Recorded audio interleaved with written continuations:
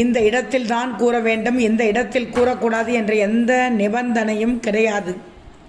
இவ்வளவு நேரம் இத்தனை முறைதான் கூற வேண்டும் என்ற நிபந்தனையும் கிடையாது.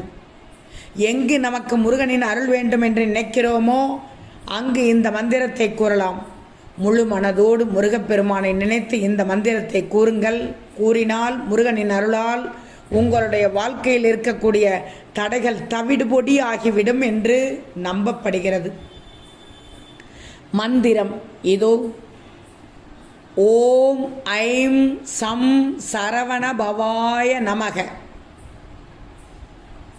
ஓம் ஐம் சம் சரவண பவாய நமக.